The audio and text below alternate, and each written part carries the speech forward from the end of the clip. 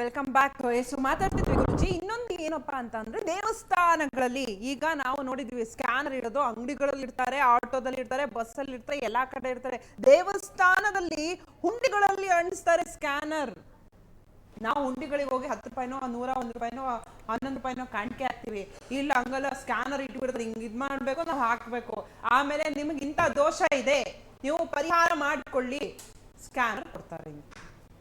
ಯಾಕೆ ಅಂತ ಈ ದೇವಸ್ಥಾನಗಳಲ್ಲೂ ಸ್ಟಾರ್ಟ್ ಆಗ್ಬಿಡುತ್ತೆ ದುಡ್ಡಿನ ದಂಧೆ ಅಂತ ಅನ್ಸುತ್ತೆ. ನಾನು ಅವಾಗಲೇ ಹೇಳೋದಲ್ಲ, ಇದು ದೇವಸ್ಥಾನ ಒಂದಕ್ಕೆ ಬರ್ತಾ ಇಲ್ಲ, ಅಥವಾ ಹೂವಿಗೆ ಬರ್ತಿಲ್ಲ, ಹಣ್ಣಿಗೆ ಬರ್ತಿಲ್ಲ, ಬರೀ ಪುರೋಹಿತಕ್ಕೆ ಬರ್ತಿಲ್ಲ.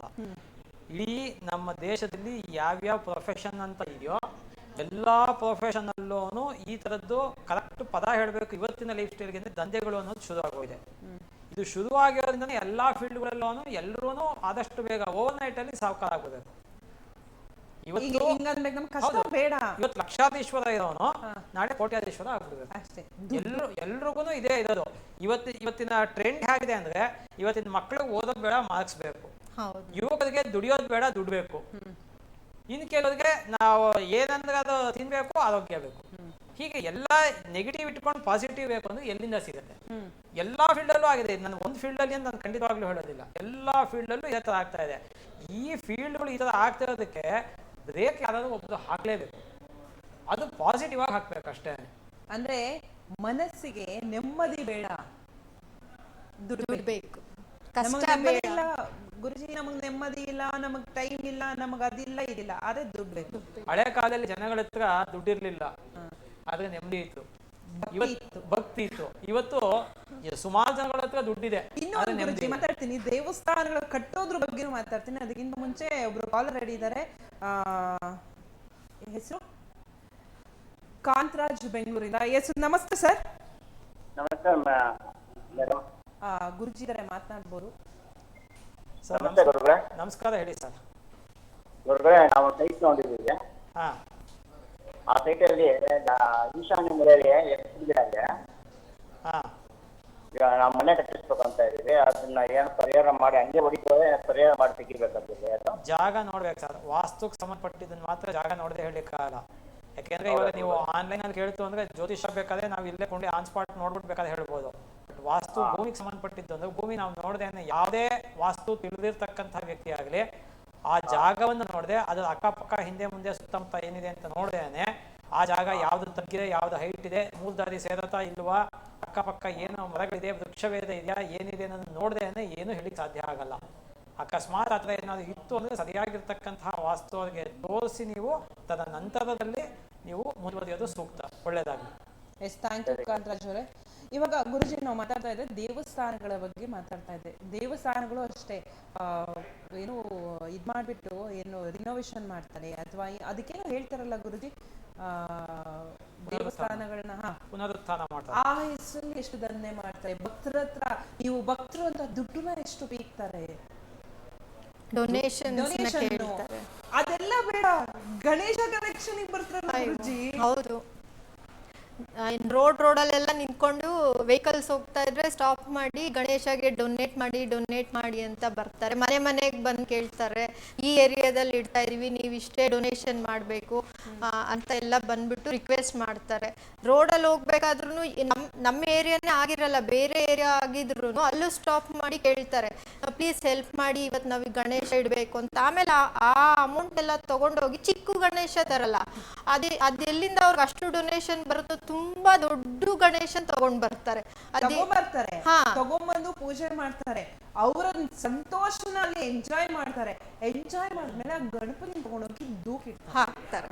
ಅಂದ್ರೆ ದೇವ್ರು ದುಡ್ಡು ಕೇಳ್ತಾನ, ದೇವ್ರು ನಂಗೆ ಹಿಂಗೆ ಮಾಡ್ಬೇಕು ಅಂತ ಕೇಳ್ತಾನ ಗುರುಜಿ? ನೀವು ಯಾವುದೇ ಗಣಪತಿ ವಿಗ್ರಹ ತರಬೇಕಾದ್ರೂ ಕೂಡ ನಾನು ಗೌರಿ ಗಣೇಶ ಬಂದಾಗ ಮತ್ತೆ ಮಾತಾಡ್ತೀನಿ, ಅದನ್ನ ಸ್ಪಷ್ಟವಾಗಿ ಹೇಳ್ತೀನಿ. ಈ ಪೇಂಟ್ಗಳು ಬೆಳೆದಿರ್ತಕ್ಕಂಥದ್ದು, ಪ್ರಕೃತಿಗೆ ಹಾನಿ ಆಗ್ತಕ್ಕಂಥದ್ದು, ಇಂಥದ್ದನ್ನು ದಯವಿಟ್ಟು ತರಬೇಡಿ. ಮಣ್ಣಿನ ವಿಗ್ರಹ ತಗೊಂಡ್ಬಂದು ನೀವು ತರಬೇಕು ಅಂದ್ರೆ ಎಷ್ಟು ಪುಟ್ಟದಾಗುತ್ತೋ ಅಷ್ಟು ಪುಟ್ಟು ತಗೊಂಡು ಗುರುಜಿ. ಮಣ್ಣಿನ ವಿಗ್ರಹನ ತಗೊಂಡ್ಬರ್ಲಿ, ಅವ್ರು ಹಾಕೋ ಸಿರಿ ಹೆಂಗಿರುತ್ತೆ ಅಂದ್ರೆ ಅದು ದೇವ್ರು, ನಾವು ದೇವ್ರಿಗೆ ಪೂಜೆ ಮಾಡಿದೀವಿ ಅನ್ನುವಂಥದ್ದಿಲ್ಲ. 3 ದಿನ ಇಡ್ತಾರ, 5 ದಿನ ಇಡ್ತಾರ, 15 ದಿನ ಇಡ್ತಾರ, 100 ದಿನ ಇಡ್ತಾರ, ಅಷ್ಟು ದಿನ ಪೂಜೆ ಮಾಡಿರ್ತಾರಲ್ವಾ ಗುರುಜಿ, ಒಂದೇ ಸರಿ ತಗೊಂಡೋಗಿ ದುಡ್ಡಿರ್ತಾರೆ. ದೇವ್ರನ್ನ ವಿಸರ್ಜನೆ ಡೈರೆಕ್ಟ್ ಆಗಿ ಹಿಂಗೆ ಸ್ಟ್ರೈಟ್ ಆಗಿ ಮಾಡ್ಬೇಕು ಅಂತಾರೆ, ಆದ್ರೆ ಅದು ಫೇಸ್ ನ ಡೌನ್ ಮಾಡ್ಬಿಟ್ಟು ಎಲ್ಲ ಮಾಡ್ತಾರೆ. ಅದು ಹಾ ಗುರುಜಿ ಇನ್ನೊಬ್ರು ಕಾಲರ್ ಇಟ್ಟಿದ್ದಾರೆ ಜಯಶ್ರೀ ಅಂತ ಬೆಂಗಳೂರಿಂದ. ನಮಸ್ತೆ ಅಮ್ಮ. ನನ್ನ ಧ್ವನಿ ಕೇಳಿಸ್ತಾ ಇದೆಯಾ ಮೇಡಮ್? ಟಿವಿ ನೋಡ್ಕೊಂಡು ಮಾತಾಡ್ಬೇಡಿ, ಟಿವಿ ನೋಡ್ಕೊಂಡು ಮಾತಾಡಿದ್ರೆ ನಮ್ಗೆ ಕೇಳಿಸಲ್ಲ ಏನು. ಮೇಡಮ್ ಆಫ್ ಮಾಡಿದ್ದೇನೆ.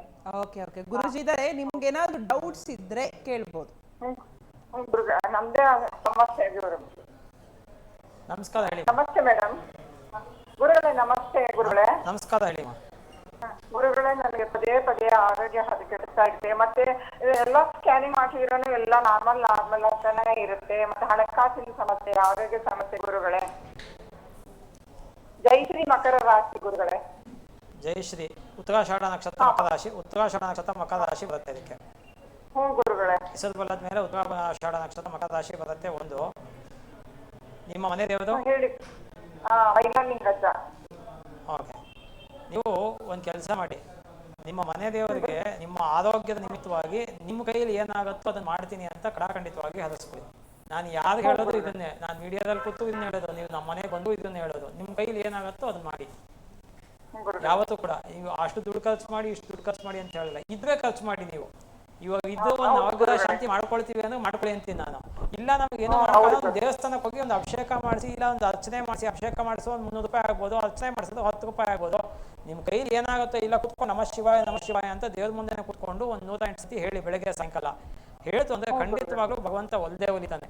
ಯಾವುದೇ ವಿಚಾರಕ್ಕಾದ್ರೂ ಕೂಡ ನಾವು ಮಾಡ್ತಕ್ಕಂಥ ಶ್ರದ್ಧೆ ಇಂಪಾರ್ಟೆಂಟ್ ಹೊರತು ಆಡಂಬರ ಇಂಪಾರ್ಟೆಂಟ್ ಅಲ್ಲ. ಹಾಗಾಗಿ ಶ್ರದ್ಧೆಯಿಂದ ಭಗವಂತನ ಆರಾಧನೆ ಮಾಡಿ, ಖಂಡಿತವಾಗ್ಲೂ ಭಗವಂತ ನಿಮಗೆ ಒಳ್ಳೇದನ್ನ ಮಾಡೇ ಮಾಡ್ತಾನೆ. ಒಳ್ಳೇದಾಗಲಿ. ಥ್ಯಾಂಕ್ ಯು ಜಯೇಶ್ ಅವರೇ. ಎಸ್ ಗುರುಜಿ ಮಾತಾಡ್ತಾ ಇದ್ವಿ, ಇದರ ಜೀರ್ಣೋದ್ಧಾರ, ಆ ಉದ್ಧಾರ, ಈ ಉದ್ಧಾರ. ಅಲ್ಲಿ ದೇವ್ರ ಉದ್ಧಾರ ಆಗ್ತಿಲ್ಲ, ಜನ ಉದ್ಧಾರ ಆಗ್ತಿದೆ. ಎಲ್ಲಿ ಜನ ಉದ್ಧಾರ ಆಗ್ತಿದ್ದಾರೆ. ಇನ್ನೂ ಒಂದೇನು ಅಂದ್ರೆ, ಈ ಸರ್ಕಾರ ಸ್ವಾಮ್ಯದಲ್ಲಿ ಇರ್ತಕ್ಕಂತಹ ಒಂದಷ್ಟು ದೇವಸ್ಥಾನಗಳು ಏನಿರುತ್ತೆ ಅಲ್ಲೂ ಕೂಡ ಇದೇ ತರನೇ ಎಲ್ಲಾ ಸ್ಟೇಟಲ್ಲೂ ಆಗಿದೆ, ಬರೀ ಕರ್ನಾಟಕದಲ್ಲಿ ಅಲ್ಲ, ಎಲ್ಲಾ ಕಡೆನೂ ಇದೇ ತರನೇ ಆಗಿದೆ. ಹಾಗಾಗಿ ಏನಾಗುತ್ತೆ ಅಂದ್ರೆ ಇದಕ್ಕೇನೆ ಸಪರೇಟ್ ಒಂದು ಡಿವಿಷನ್ ಮಾಡ್ಬಿಡೋದು ಒಳ್ಳೇದು ಅಂತ ಅನ್ಸುತ್ತೆ. ಮತ್ತೆ ಎಲ್ಲಾ ಒಂದು ಏನಿರುತ್ತೆ ದೇವಸ್ಥಾನಗಳು, ಸಣ್ಣ ದೇವಸ್ಥಾನದಿಂದ ತಿರುಪತಿ ತಿರುಮಪ್ಪನ ದೇವಸ್ಥಾನ ತನಕನೂ ಕೂಡ ಎಲ್ಲಾ ದೇವಸ್ಥಾನಗಳದ್ದು ಕೂಡ ಆದಾಯಗಳು ಎಷ್ಟಿದೆ, ಖರ್ಚು ಎಷ್ಟಿದೆ, ವೆಚ್ಚ ಎಷ್ಟಿದೆ, ಯಾವುದಕ್ಕೆ ಏನು ಮಾಡಿದೆ ಅನ್ನೋದು ಟ್ರಾನ್ಸ್ಪರೆನ್ಸಿ ಇರಬೇಕು. ನೀವು ನಾಳೆ 10 ರೂಪಾಯಿ ಹಾಕೋದು 1 ರೂಪಾಯಿ ಹಾಕೋದು ಅಂತ ಪ್ರಶ್ನೆ ಮಾಡಿದ್ರು ಟ್ರಾನ್ಸ್ಪರೆನ್ಸಿ ಇರಬೇಕು.